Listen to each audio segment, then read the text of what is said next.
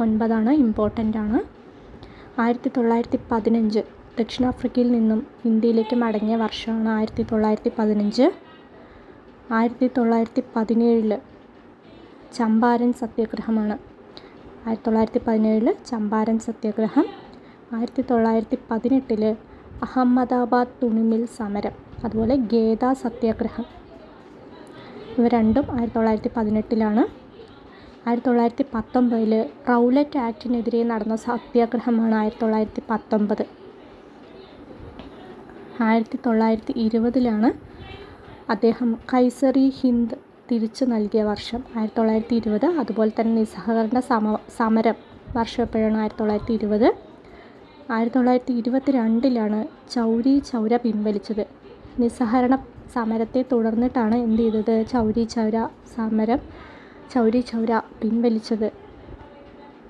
1924 ഗാന്ധിജി പ്രസിഡൻ്റായി, ബെൽഗാമിൽ വെച്ച് നടന്ന INC സമ്മേളനത്തിൽ ഗാന്ധിജി പ്രസിഡൻ്റായ വർഷം ഏതാണ്? 1924.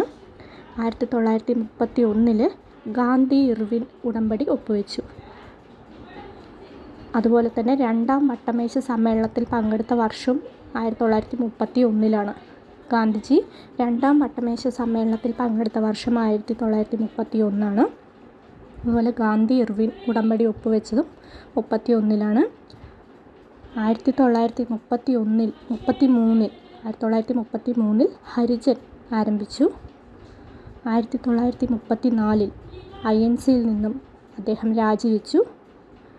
1948 ജനുവരി 30 അദ്ദേഹം കൊല്ലപ്പെട്ടു. ഇത്രയാണ് പ്രധാനപ്പെട്ട ഗാന്ധിജിയുമായി ബന്ധപ്പെട്ട വർഷങ്ങൾ. ബാക്കി നമുക്ക് അടുത്ത ക്ലാസ്സിൽ കാണാം.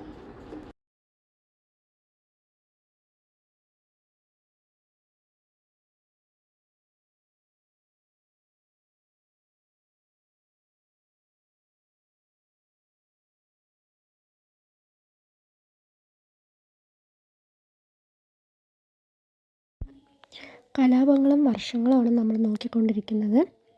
ഉപ്പ് സത്യാഗ്രഹം 1930, മൊറാഴ സമരം 1940, കയ്യൂർ സമരം 1941, കീഴരിയൂർ ബോംബ് കേസ് 1942, പുന്നപ്ര വയലാർ സമരം 1946. അടുത്ത